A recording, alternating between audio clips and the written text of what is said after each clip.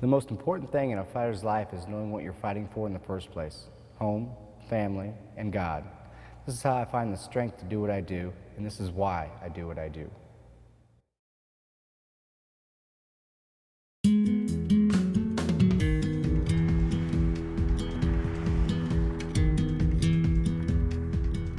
Hillsboro, Illinois. Population 6,300.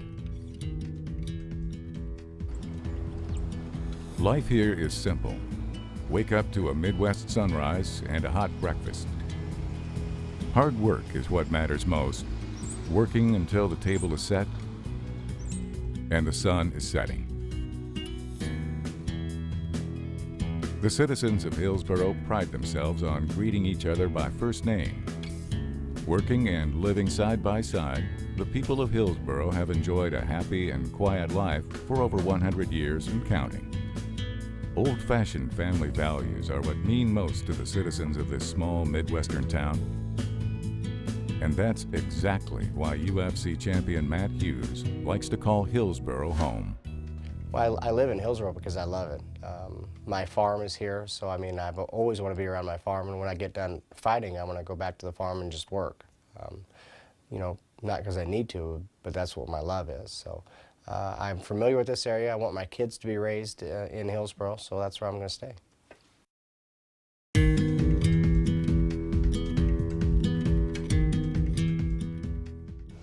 The day that the twins were born, well, my regular doctor was at a Illini football game. So while I was at the hospital, they called in another doctor that I had never met. When I saw him, he was in a red flannel shirt with blue jeans. He had a beard and longer hair. And I took my wife in there and went to the waiting room, and there was a guy come down there in a flannel shirt and blue jeans and tennis shoes and said I could go up and see my wife, and well, I thought he was a janitor, and he was really the doctor that delivered the boys. Matt was born first, and if you'd asked Matt, he said he left his brother behind. But if you ask Mark, he says he kicked his brother out. The Hughes were blessed with twin boys, born 5 minutes apart. They named the boys Matthew and Mark. Oh, they was full of spunk. They was always wrestling, playing around, always. Just normal boys, really. Well, they wasn't well behaved. And yes, they'd almost get in trouble. I thought he and his brother were both crazy. They were like little wind-up toys. You know, they were just, it's hard to talk about Matt or without mentioning Mark, because they've always been together in my life when I've seen them, but they just, you know, that's, when you first saw them, you just knew there was some energy there and that you hoped the mother and father could handle it. As children, they weren't afraid of anything because they had each other. So they would go hand in hand and off through the fields, even at a very early age, because they were so used to each other, they were comfortable with each other. Whereas other children that age would be afraid to be out by themselves. They weren't, because they had each other. So they were always going off in the pasture and getting lost in the tall grass and climbing the trees. They even climbed the antenna in front of the house one time when they were quite young. And then a couple of years later, we looked out and they'd climbed the harvester. So they were very mischievous, always climbing and into trouble. One of the main things stands out about him is he just so intense with everything he does. He, even when he was a little kid, the first time that he and his brother, I ever saw him compete in a sport, I was refereeing maybe a 5th or 6th grade basketball game. And in basketball, you get 5 fouls, and they use theirs in about 3 minutes. And I still remember their dad, to this day, still thinks that I ruined them, that I cheated them out of a pro basketball career because they just fouled out in like moments, you know. But I referee a lot, and I don't call many fouls anyway, so I probably gave him 30, you know, but that's how you remember, yeah, pretty intense, pretty crazy. the difference we had when we were kids is one of us always had to lose. Couldn't have two winners. It was fun. You know, here we live on a farm, you know, 5 miles away from our nearest playmate and, you know, close to a mile away from our nearest neighbor. So, you know, when you got a twin brother in that situation, you've always got somebody to play with. And then when we got older, that play turned into competition. We moved the furniture back against the wall, and they wrestled in the living room floor for years, right up until they were seniors. Then they were so competitive that they couldn't even walk through the doorway without hitting each other. So it was an exciting house in the wintertime at the Hughes household because they were wrestling all the time. We did fight a lot. It always seems we were in the shop throwing tools at each other for some reason. That just there was a basketball hoop in the shed, and we were always throwing stuff at each other. We fought a lot, but most of the fights were probably, you know, one guy throwing the basketball away and you know, walking away, you know, not really fist fights. But I don't think we got into a whole lot of trouble around here. As far as being out of trouble, they could get in trouble anywhere, even if it's just riding the hogs, or they'd bought a car from their uncle, great uncle actually, and it was a sedan, but they took a chainsaw to it and made it a convertible, and they would take that down into the bottoms in the summertime, and they would jump ditches with it and really make a mess, but they had a good time. But Russell Hughes knew if they were going to play hard, they were going to have to work even harder. One thing we did around here was sawed a lot of wood and split a lot of wood. I'd saw it and then they'd split it and had 16-pound monster mauls, and they wanted more weight on it, so I welded a iron block that another 10 pounds on it, so they slung that thing, and they absolutely just split a lot of wood. We burnt wood and we give wood away too. And they were strong. Well, we worked hard around here up until, well, as soon as we could drive a tractor, we started driving tractors. But before that, I remember we always had to take the stinking trash down the hill. We cut a lot of wood. Wood was our heat, so we'd go on at least the weekends and go cut a bunch of wood.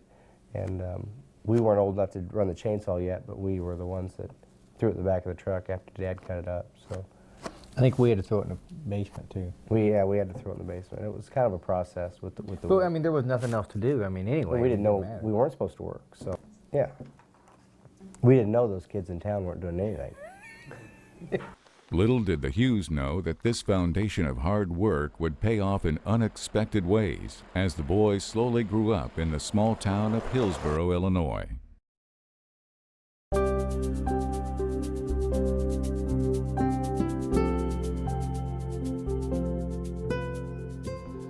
Athletics were important for me because, you know, when I was home on the farm, I didn't have much to do. You know, I only had a brother to play with, and it's not like I could go to a certain part of the town. If I lived in town, I couldn't go play baseball with a group of guys or anything. It was just me and Mark, so we really couldn't do much athletics except for shoot baskets. So it gave me a socialization with other kids. I have a lot of memories. I have a lot of memories of Matt as a teenager. Was he well behaved? No. Matt was very intense, very, see, I'm going to try to find a polite word here. He was very happy with himself. Matt never suffered from low self-esteem. And myself being a teacher and a coach, Matt always valued himself very highly as an athlete and a person.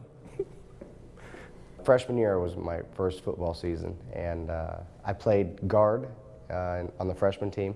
Sophomore year, I played guard on the offensive side and defensive end. Junior year, I played varsity guard and defensive end. And my senior year, I played running back and inside linebacker. Matt excelled on the football field, running for over 800 yards and earning all conference honors. But despite his accomplishments on the gridiron, it was on the wrestling mat that he truly found his calling.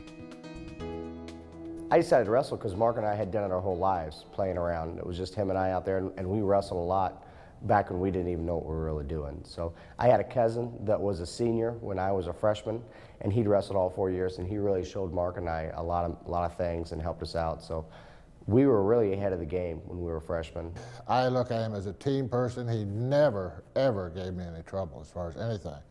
And he and his brother worked tremendously hard. A lot of times didn't have anybody but each other to push themselves. And this, every once in a while, caused some problems. Never let them wrestle together. I learned that very quickly. Once the practice was over, once the drills were over, you better separate them because you didn't want them to go against each other. Matt's excellence with the Hillsboro wrestling team is still evident even today in the school weight room. Of 10 school records in wrestling, Matt still holds 8.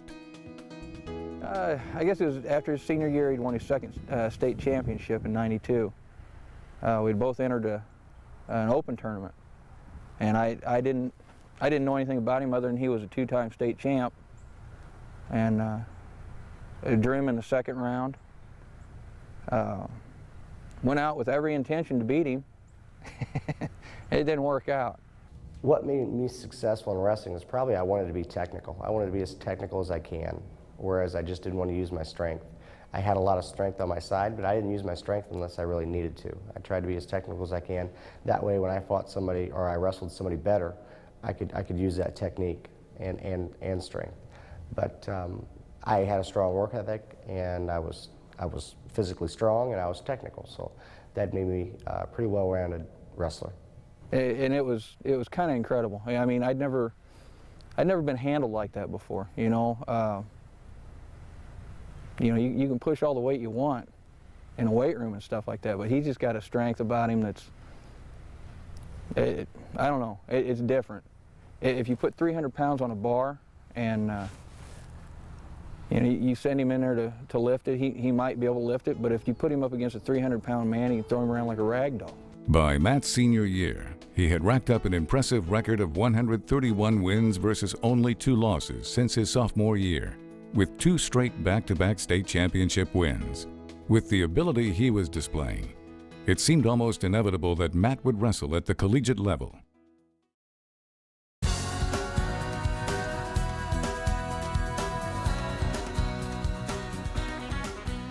Matt was offered a chance to wrestle at nearby Lincoln College. Dave Clem was his coach. And at Lincoln, Coach Clem, I mean, he was really concerned. He wanted everybody to graduate, so he made sure we went to class, and everybody knew each other as well. You know, and everybody lived basically on campus, so you knew everybody, and it was a lot better environment. He had 2 or 3 different things that he did really well that were very successful for him coming out of high school and his first year of college before he got here.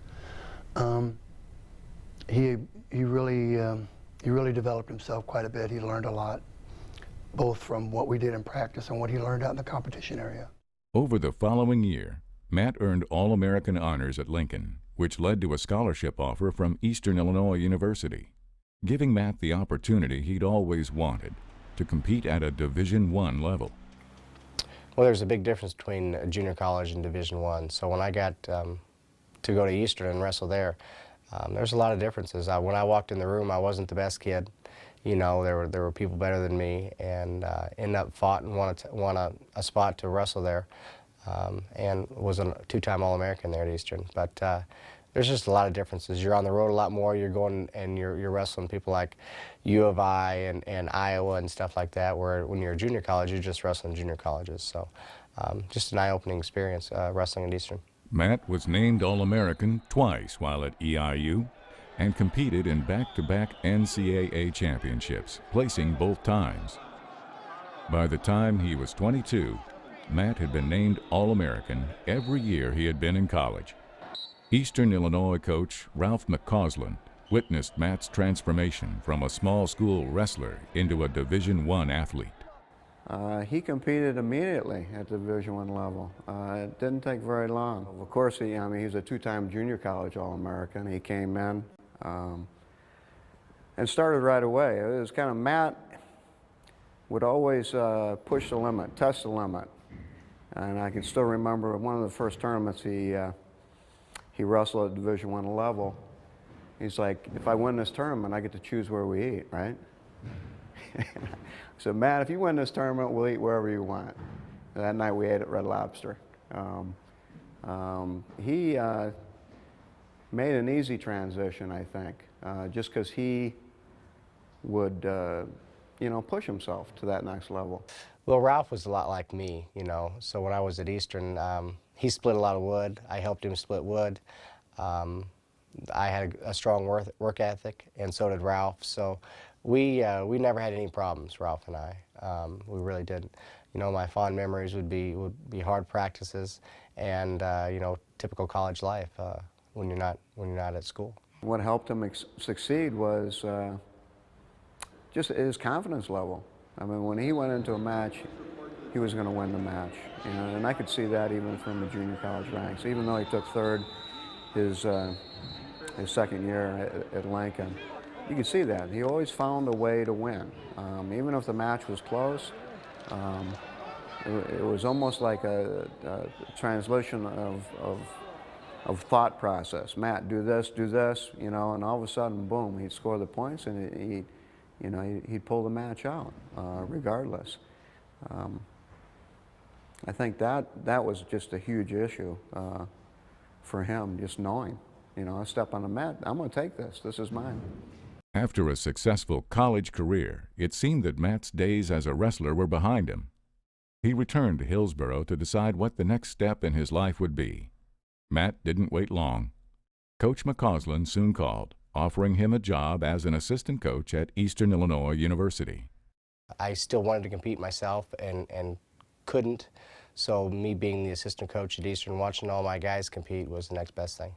Yeah, he was very good at, at working individually with the guys and being able to break down individual needs and techniques. With Matt, one of his biggest strengths is his strength, and his training, and I think he brought that along to the guys as well. You got to prepare.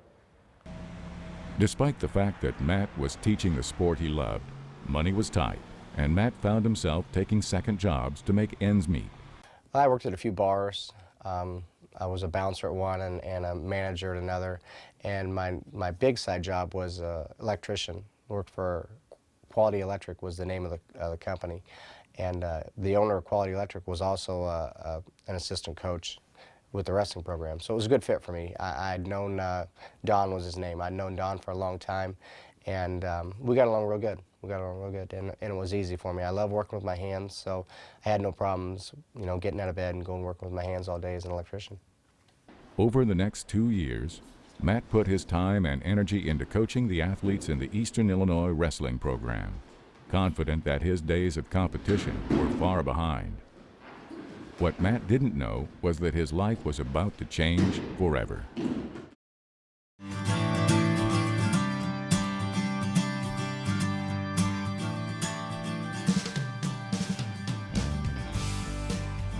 We can blame all this on Chris Dwyer. Look, Chris Dwyer, when I was at Eastern, was a guy that was wanting to get in the fighting scene, and he kind of looked to me up because I was the wrestler. So he wanted somebody to train with, and he also wanted to teach me so I could become better, and then he could have a better opponent. But one thing led to another, and I got as good as he did. So when he fought his fight for $100 up in Chicago, I was invited along, and I fought as well. We met at Eastern Illinois University in Lance Hall. I had known him as a wrestler. He was walking around with a friend of mine, and I was looking for training partners for me to train for mixed martial arts. And he was an all-American wrestler. I knew that he'd be really someone that would help me to get better. And I had asked when I was with my friend Joe B. that if he would come work out with me, and Matt said sure. And we had set it up, and we ended up setting up, regular times to go in and work out in the EIU wrestling room, and I would show him moves, and he'd make me tap out, and that was kind of how it started. Matt started working out with him, and Matt said he was going to go to Chicago to fight. The EIU wrestling team held a picnic, and his mom was there, and she talked to me. She'd known Matt was signed up to fight pretty soon, and she came up to me and said, you know, I don't like you, I'm mad at you. And I said, don't worry. I said, I would do okay in this fight. Matt's really gonna do just fine, you just wait and see. And I know, you could tell she was really nervous about her boy fighting in this, you know, thing, and I was kind of the bad guy then. But, you know, I think she was half joking, but she probably didn't like me a whole lot either at that point.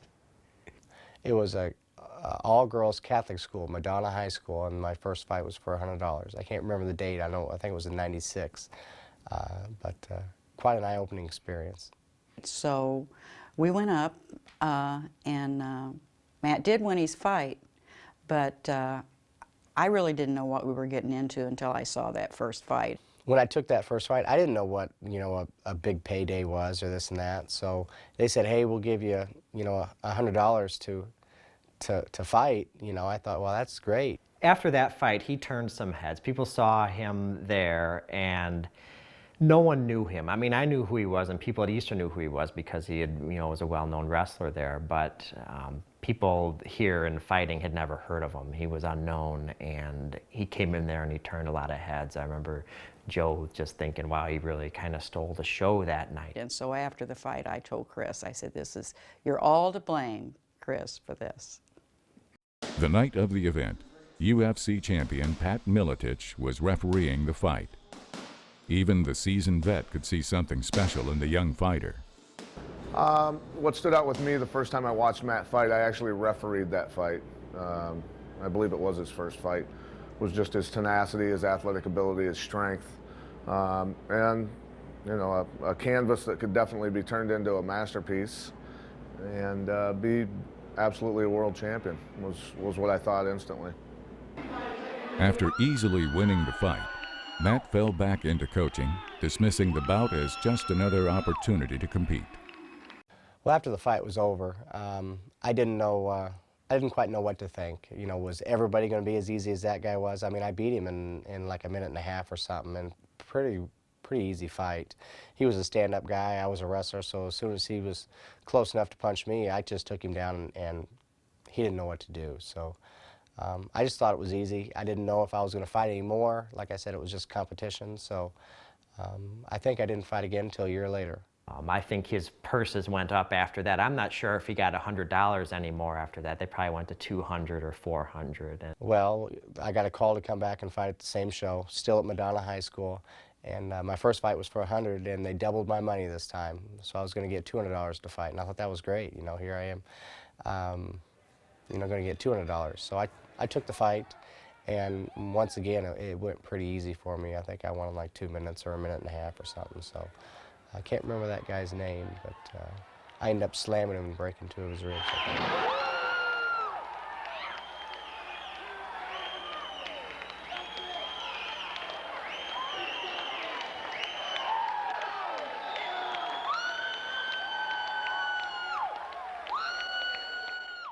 Well, Pat reffed my first fight, my $100 fight up in Madonna High School. So I got to know him, you know, a little bit, and then after my third fight, he said, hey, you know, you need to come train with me. I can teach you some things. What Matt didn't know was that the night of his third fight, a promoter named Monty Cox was in the stands. After watching the fight, he was convinced there was something special about the kid from Hillsborough. Well, my third fight was still at Madonna High School. Don't know what I got paid, but it ended up being a draw. We ended up clashing heads, and he ended up getting a cut out of it. So they said, you know, no, there's no winner, you know. And since he couldn't continue, Monty said, hey, you know, if I was your manager, you would have got a win out of the deal because it's not your fault he couldn't continue. So he said, if you take me on as a manager, I'll get you more fights, number one, and number two, this will never happen again. You know, I'll be able to protect you. The big thing was for me was that Pat Miletich was with Monty, so that gave me somebody to go train with and a camp to learn from. It looked to me as a joint, you know, thing. I got Monty and Pat at the same time, so that was the big kicker for me. With the ink not yet dry on the contract, Pat Miletich set out to mold Matt into a world champion. The former All-American wrestler was now a professional fighter. The way that, well, I would say Matt and I first started training together was the fact that I had invited him after his first fight to come down and train, and he had driven 3.5 hours up from Hillsborough to work out with me, and not to mention he was strong and in shape and a monster already, but I had bronchitis. And after about 10 minutes of wrestling with him, I was already dying. And you know, he actually wouldn't let me quit and told me, hey, I drove 3.5 hours to work out with you, let's keep going. So we ended up working out for about 45 minutes. I had him in about 20 submission holds, and he would rip out of all of them, pick me up, bounce me off walls, off the floor, things like that. And so it was obvious his abilities were a plus. His aggressiveness, his stubbornness, not wanting to give up at all. Well, there's a lot of differences between wrestling and MMA. You know, wrestlers don't like to be on their back. You know, you can keep your hands down. You don't have to worry about kicks, punches, knees, and elbows. And MMA, those are all very lethal things, submissions and striking. Some of the skill sets that he needed were, you know, boxing, Muay Thai kickboxing, and submission. You know, the knowledge of the positions on the ground when it came to submission grappling, submission escapes, things like that, which he picked up, you know, really quick. There's a lot of differences, but I think I adapted real quick.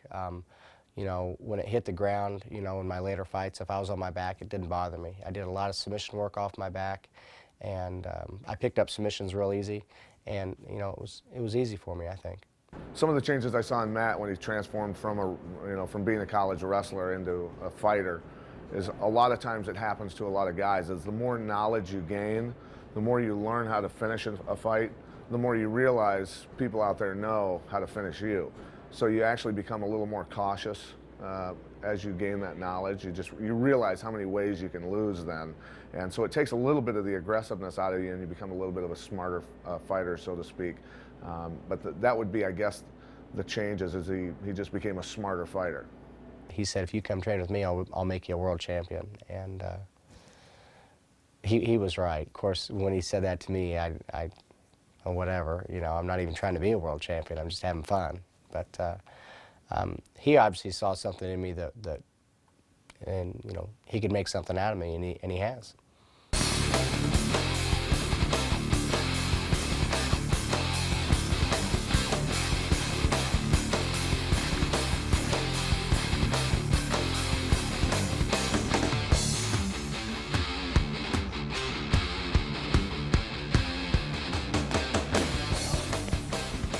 Matt exploded onto the mixed martial arts circuit with a string of victories that married his wrestling background with a newfound striking ability. Matt's success began to draw the attention of a relatively new MMA organization, the UFC.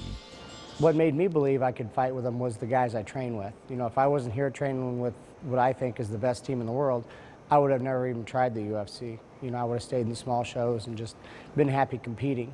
But the guys I trained with, you know, I was able to roll around with Pat Miletich, and he couldn't submit me, and I could take him down and this and that, and he was the world champion at the time. So if I can do that against him, then I knew I could beat other people as well. Because if you grab my leg, I'm going to rise up right away. I work with Bart on that, on pushing people away, because we're going to grab kicks all the time. And we're going to grab this kick, and he went, boom, we're going to do it like this. He was on clear street, he went right into it. After enduring several months of exhaustive training and sparring, Matt made his debut as a UFC fighter in 1999 at UFC 22. Well, my first UFC fight, UFC 22, down in Lake Charles, Louisiana. Still didn't know what to think of the sport, where I was going to be at, what was going on, why was I even there. I think I was nervous, but I don't think I showed it. I'm nervous every fight, but I try not to show it. But I beat the guy up pretty bad. Val Ignatoff was the guy's name. And I just took it one fight at a time, you know, so I wasn't thinking, hey, this is going to lead me to a world title shot or anything like that. I just love to compete. After 3 rounds, Matt won the bout by unanimous decision. Matt had gotten his first UFC win under his belt at age 26. I had 2 or 3 wins in a row. I can't even remember right now off the top of my head, in the UFC. And then I lost to Dennis Hallman in UFC Japan. And then they ended up cutting me. They said they did it on accident, but who knows if they did or not. And then I had another loss right after that against Pele Landy, Jose Pele Landy, guy from Brazil. So I fought a lot in the United States, smaller shows, and then I fought a guy named Kanahara in Japan. And I don't remember what month it was that I fought Kanahara. But he was a big guy. He was like 220 or something. And I beat him major decision over in Japan. And that win got me back in the UFC. So right after that, right after that fight, Pat lost his title to Carlos Newton. And they wouldn't let Pat rematch Carlos for the title shot. So Pat got to pick the opponent. So Pat picked me to go in and fight Carlos. We felt he was ready enough, knowledge-wise. Obviously, physically, he was easily ready. His entrance to the UFC was pretty extravagant. He had a playmate walk him down the ramp, and he had a big wig on, and it was just, you know, I was when I watched that happen, when I watched him walk down to the octagon, which I was already in the octagon, I was pretty happy that maybe he wasn't taking me as serious as he should have. On the night of my first title fight, I was kind of nervous. You know, I had been in the UFC before, but never for a title shot. And well, the good thing about facing Carlos Newton was that he had just beat Pat Miletich, my coach. So I felt I got to go out there and give him a little bit of revenge. And so it was positive for me. I was looking forward to putting some leather in his face, to be honest. Early in the second round, Matt found himself in a submission hold, but managed to reverse the fight with what would become his trademark slam, KOing Carlos Newton, officially making Matt the welterweight champion of the UFC.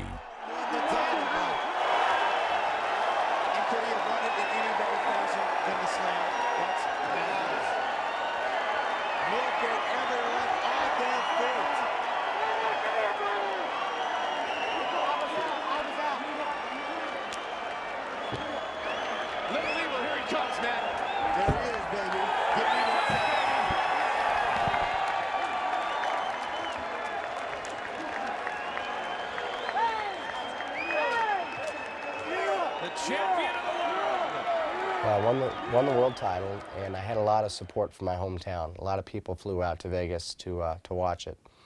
So after the event, you know, of course, I'm talking to all my friends that are from Hillsborough here, and my dad was out there, and my brother, you know. So, and then I went to bed pretty early. I didn't stay out late or anything, and I remember just laying in my bed.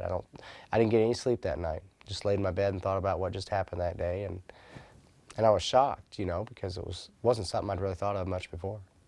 I would say winning a world title in the Ultimate Fighting Championship, you know, is a huge accomplishment. There are so many world-class fighters out there, and the sport is so tough. There's so many ways to win and lose a fight, that to actually be able to get to that, you know, is an accomplishment in itself. It's really a pinnacle achievement. You know, it's like winning a Super Bowl. So it's a great thing, and that, you know, it's really not winning it that's the big deal. It's keeping it. That's really the accomplishment, to be honest with you. I would say the thing that sets Matt apart from other, you know, guys that have won world titles in the UFC is the fact that he was able to keep the title longer than anybody else, lose it and win it back, and fought everybody they put against him. A lot of people out there will pick and choose opponents. Matt's always fought whoever they threw in there with him, and every title defense that he's ever had, he really has fought the absolute best guy that they could find each time. So that's a huge accomplishment to be able to do that, where a lot of guys, you know, have been taken care of, so to speak. They were allowed to keep their title by fighting guys that really weren't the #1 contenders at the time. I think because they put butts in seats and sold pay-per-views. So they were marketable guys that they needed to keep in that position. Matt, they didn't baby, they didn't take care of. He had to wade through the toughest people. Well, I don't know if I got a whole lot more exposure after I won the title. I'm sure I did, but I didn't recognize it. I was a pretty laid-back guy. I still today don't really care for the exposure. If I meet some good people along the way, that's great, you know, but by no means do I look forward to being recognized. His lifestyle definitely got more hectic. Go, go, go. Had to be here, had to be there. Wasn't to just easygoing lifestyle anymore for him, for sure. When you're somewhat of a celebrity, you know, it's still a daily battle for me. You know, I pray every day for God to humble me and keep temptations away and make me strong, because you know, things go to your head, and you just when I leave the sport, I want to be the same person as when I walked in.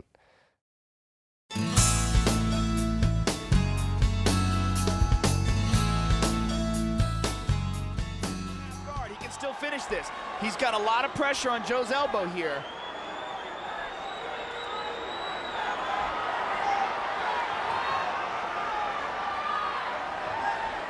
Joe's hanging in there, but this is a bad spot for him. Get out, Joe.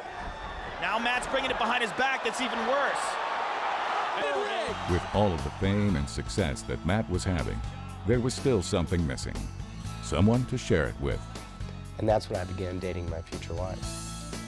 Audra Moore, a Hillsborough native, came into Matt's life at a time that he most needed a sense of stability. Well, you have to understand their relationship started back when Matt was in grade school, because Audra's brother, Tommy, was good friends with the boys. So the boys would spend time at Tommy's house, and Tommy would spend time at Matt and Mark's house. So they were together a lot. So I got to know Audra and her family. When I was a senior in high school, she was in 6th grade, and she had a crush on me and this and that. But I never saw her any other way. She's always just my little sister, so to speak. And then, was it '01? I think it was '01 when I saw this girl walk across the road, and I recognized her real quick, and it was Audra. And all of a sudden, my little sister had grown up, and we started dating right after that. She wasn't that little sister figure anymore. She'd grown up into a woman. I was just a little surprised when they actually started dating many years later, when Audra was just out of school and Matt was fighting, and they started dating. I was surprised and happy. A few years later, Matt proposed. On July 9th, 2004, Matt and Audra were married before a small gathering of friends and family. Along with settling into his personal and professional life, Matt began to realize that there were more important things than his career in the UFC. And Audra had a 2-year-old boy named Joey, my boy. And I wanted him to be raised in a church. So Audra and I took Joey to church just so Joey could be raised in a church, pretty much. And that sparked a lot of questions and this and that about the Bible and God. Matt was a seeker. He was not a Christian when he first started attending here. But he was, I would consider, an excellent seeker in that he would ask questions.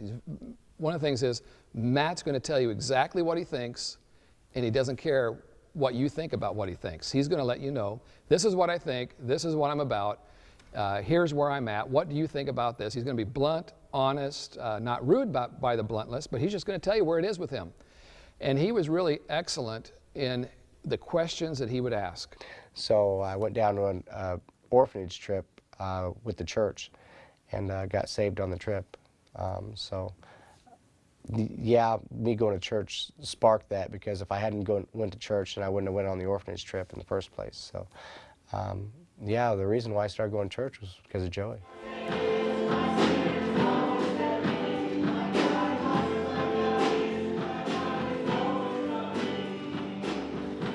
The biggest change I think I had after I found God was the fact that I didn't worry as much.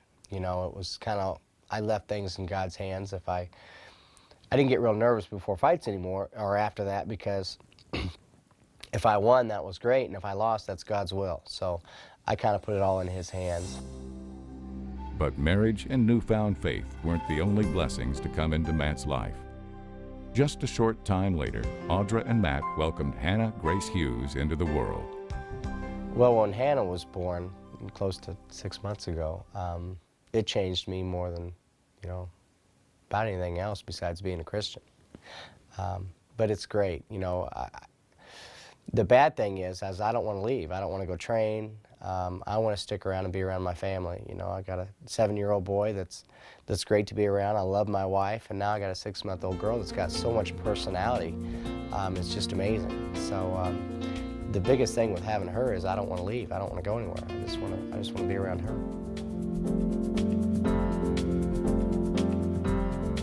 The tough road had finally given Matt all the things he wanted: love, family, financial freedom, and success. But Matt knew the only way to truly show thanks was to share the fortunes that had come into his life with others.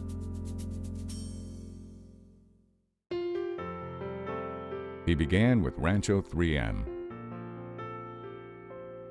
Founded by Irene Logsdon in 1969, Rancho 3M is a non-profit organization that takes in orphaned and abused children in the Guadalupe, Mexico area. Underfunded and in need of help, Matt, along with members of his Hillsborough congregation, have helped support the mission financially, as well as donating their time to aid in repairs and construction. It's a great place. There's a lot of need down there. They need everything from socks and clothes to buildings, towels, they just need everything. Living in the United States and then driving down to Mexico and seeing that place down there, it's a different world. There's a number of things that have been going on. Some of them I know about, some of them I didn't know about until somebody else told me. But his involvement is really quite heavily influencing what they've been able to accomplish and do as far as renovating the orphanage. Matt's been pretty active as far as trying to help people. Again, one of the reasons he said that he went to the orphanage was because he liked to help people. And Matt, in his history of his family, it didn't always have a lot growing up. And so since he's been blessed, I know that our pastor, you know, he's given our pastor kind of free rein that, hey, if somebody needs something, you know, let Matt know, but just don't let the people know that it was Matt that was the one that was helping. And I can remember when we started the website, which was probably, it was about a year after Matt had become a Christian, we started selling autographs on the site, and I said, you know, hey, why don't we give that to the orphanage or part of it, or, you know, whatever you want to do. And he said, yeah, that's a good idea, let's do it. And so I know even just in the past year, I mean, it's been tens of thousands of dollars that Matt could have had in his pocket that he chose to give to the orphanage instead. Today, Matt continues to extend his generosity to the citizens of Hillsborough, never overlooking his hometown roots. He has had a tremendous impact on the community. The kids love him. He is a people person. You know, he's not the young man that we saw when he was 16, a little egotistical, a little full of himself. In order for him to do what he does, you have to be that way, but yet he's a caring, loving guy. He's given more to this community than I, as a coach. As you look around this weight room, you can tell there's a lot of stuff here for a small country town in Illinois. Well, if you looked at the price tag, you'd know that Matt Hughes helped us buy most of everything in here. He's always remembered Hillsborough. It'd be so easy for somebody like Matt to forget where he came from, but he's always loved Hillsborough, and he's contributed more to this town, this community, than anybody will ever know. I run a little kids wrestling program, and every year we have a kids tournament, and he comes back. He's the first one to volunteer his help every year to help with it, and we pull kids in from all over the place just because they might get a glimpse to see Matt. I don't think they'd be that interested in coming if Matt wasn't here, but he contributes so much to this community that nobody will ever know how much. He's impacted the kids because any kid here, no matter where he's from, if he grew up in the worst environment or the best, being from Hillsborough, he knows that one day he could be a world champion. And you know, people say that all the time. They don't limit yourself, you can always be whatever you want to be. That's true and it's not true, but in Matt's case, it was true. He was able to overcome anything that might have been out there to be a world champion. Tell you a story how he communicates tremendously with the kids I work with. They know him. He goes around to different schools in the area, gives programs, keeping kids, trying to keep them motivated, giving them reasons to stay in school. But very recently, In fact, the first part of this school year, had a little boy in a different town, had seen Matt, this was about 30 miles away from here, had seen him in a program. They'd had him in school. He was in 4th grade. And he saw him and he took a liking to him, was amazed by him. And a couple years later, I didn't know this, but he's in the 6th grade this year, fifth grade, I guess, this year. And was having a lot of trouble going to school, didn't want to go to school. And we were sitting down talking, he found out I was from Hillsboro, and he wanted to know if I knew Matt. And I said, well, yeah, I do. He wrestled for me, was a 2-time state champion. Oh, no, you can't know him. Yeah, I do. I said, he even lives right behind me. Well, to make a long story short, I told him if he would stay in school, not miss anything without a doctor's excuse, I'd get him a shirt, have it autographed. Well, this was unbelievable. Well, this whole last semester, he never missed a day, not one day. Took him in and gave him the shirt and talked to him again the other day. He says, mister, he says, I threw everything out of this one drawer of mine. He says, and got that shirt in there with his autograph on it. I won't wear it. Well, this boy's mother's in jail, prison for murder. His dad is in jail but just got out. And his brother's in jail. So he doesn't have much of a chance, but with Matt's help, I think he's kept him along and he's encouraged the boy. And this is just, like I said, he does a lot of things for Hillsboro and Litchfield and some of the other communities right here around here. Goes around and presents and talks to them. And this is just so great for young kids that need somebody to watch. And I think he's good with it. Probably one of the best people I know. I mean, just as far as a person goes. You know, I've known Matt for 15 years, and for the first 4 of those years, I was struggling pretty hard with my life. And, you know, I can't say I haven't done anything that I don't regret in that time, but, you know, within 3 months of knowing him, he took me into his home, tried to help me out, you know, and eventually I got through that stuff, and he's still there, you know. He's still the same Matt. Yeah, he's famous, he's on TV. That's great, but it doesn't change really who he is to me. He's still my buddy, you know, and that's just the way I see him. Never forgetting the town that gave him so much, Matt has been able to achieve more than anyone ever imagined. As a UFC fighter, Matt has compiled an impressive 43-5 record and was the longest reigning champion in the history of the UFC. And now again, the UFC welterweight champion of the world, Matt Hughes. With a list of defeated opponents that include legends such as Hoist Gracie, Matt has proven himself time and time again against some of the world's fiercest competition. And yet, through it all, Matt has always remembered what matters most. I would say I've achieved way more than I thought because I didn't set out to do anything. I didn't know where this career was going to lead me. I didn't know how long I was going to be in it. I just wanted to compete, like I've said many times. But yeah, I've got to say that I've done everything I wanted. You know, I think the best thing I can be is a good father and a husband, to be honest. And anything besides that is icing on the cake. You know, when I'm dead and gone, you know, does it really matter how many times I won the world title in the UFC, or does it matter if I was a good husband and a good father? You know, so. As long as I can get out of this sport here in a little while and stay home with my family, raise my kids, then yeah, I think I'll be fine. From humble beginnings, Matt Hughes reached out from Hillsboro and made his mark in the world. Most know Matt as a fierce fighter in the octagon, never backing down from a fight.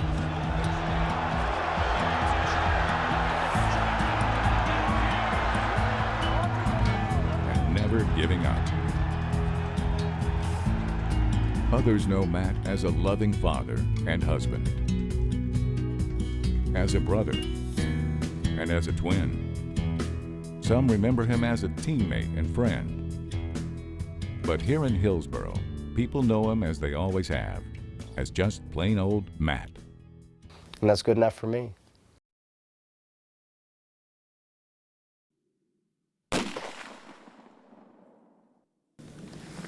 Hey, if they're hungry, we can give them some of Fury's. Yeah, well, good catfish up Got there. some good catfish up there. Huh. Really? No, if it was that good, we wouldn't be wanting to eat it. Terrible.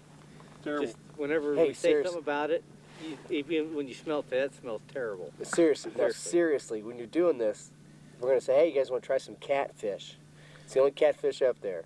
So whenever I bring it to you, say, man, that smells terrible. Oh, and if you do decide to try it, say it's the worst catfish, and I'll just say, yeah, I'll say I bought it at the store. That way, you know what I'm saying? Yeah, all right, we'll do that. Now, seriously, We'll do get that. after We'll it. do it. All right. I'm not a fish guy. That's not what I'm asking. Before I put the batter on it, no, I was like, ooh, this, you know, that So that's gray skin was still on it. and I No, you was weren't like, happy with it. I'm not a fish guy, so I'm Say not. it again. Hey, I just want you to say that statement I'm again. not a fish guy. Say it again. I love that. I'm not a fish guy. Say it one more time for me. I'm not a fish guy, so it was just didn't look appealing to me. So were you satisfied with it? I wasn't eating it, so yeah, I was. You were satisfied with the way it looked. Since you couldn't taste it, you could see it, and you weren't satisfied. When it came out of the fryer, it looked good. But then the batter kept sticking to the fryer, and then I scoop it up, and it was You got one of those cheap fryers. Why would you bring something over here like that? because I wasn't eating it. Hey, I'm and- going to do my best to Emily, prepare my best. did you like the catfish? Yeah. Thank you. That's all that matters.